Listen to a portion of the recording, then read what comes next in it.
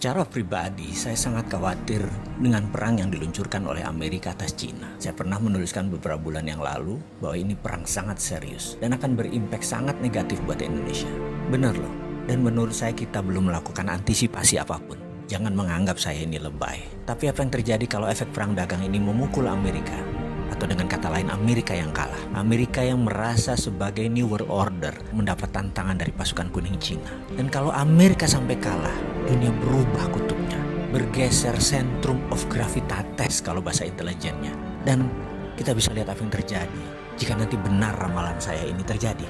Kita semua tahu menjadi penguasa dunia itu sangat menguntungkan, baik secara ekonomi, apalagi secara politik. Amerika sudah menikmati 70 tahun hingga saat ini, dan sekarang mendapat tantangan dari negara Cina. Mungkin saat ini kekuasaan Amerika tinggal 50% pengaruhnya terhadap dunia. Ada yang menganalisa mungkin lebih kecil, alias Amerika jadi negara sunset, dan Amerika tahu itu. Amerika panik. Saya pernah menulis bahwa Roma, Bizantium, dan Konstantinopel menguasai dunia hampir 1000 tahun. Dalam 1000 tahun itu, Roma ditantang 8 kali oleh kaum barbar versi Roma. Namun akhirnya tumbang juga oleh Genseric.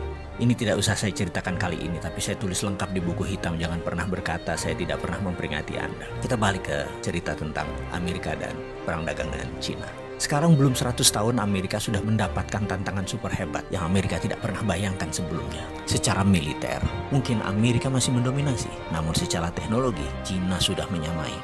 Secara perdagangan, Cina sudah menguasai dunia.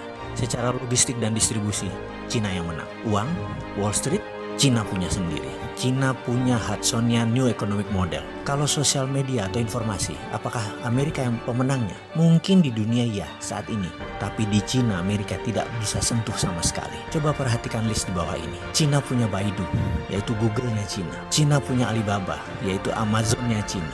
Cina punya Didi Sucing, Uber-nya Cina. Weibo adalah Twitter-nya Cina.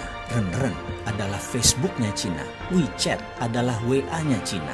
Youku adalah YouTube-nya Cina. QQ adalah Gmail-nya Cina. Dia sudah lengkap untuk mengantisipasi semua hal yang Amerika unggul kesannya secara teknologi atau sosial media. Bahkan ketika perang teknologi dilancarkan oleh Trump, setelah 5 kali serang Cina dengan tarif barang Cina dinaikkan 25%. Kemudian Trump melarang Android untuk dipakai Huawei. Apa yang terjadi?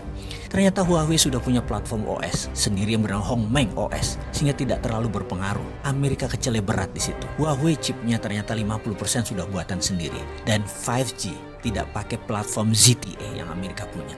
Di sisi bisnis, Huawei sudah dipakai sebagai platform operator telekomunikasi di 100 negara di dunia ini yang membuat Huawei tetap beroperasi sebagai penyedia alat telekomunikasi dunia. Bayangkan ketika 100 negara tersebut memakai 5G tahun depan ya, apa yang terjadi dengan Amerika? Amerika bisa hilang, Amerika bisa menjadi negara mediocre. Dan itu dimulai tahun depan, tahun 2020. Prediksi saya, yang mudah-mudahan kali ini salah, Amerika akan mengalami inflasi besar di tahun 2020. Di sisi lain, tahun itu juga tahun politik di Amerika. Trump pasti habis-habisan akan berjuang untuk jabatan kedua kalinya yang akan membuatnya semakin tidak terkendali memblok barang-barang Cina, yang akan membuat harga retail di Amerika naik 20% karena ketergantungan akan produk Cina di Amerika sudah lebih dari 40%. Efeknya, bayangkan di tahun 2021, dunia bisa kena resesi imbas resesinya Amerika. Dan ini bisa memicu sebuah kata bijak.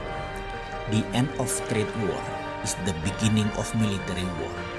Berakhirnya perang dagang adalah saat dimulainya perang militer. Pertanyaan kita sekarang, Indonesia siapkah?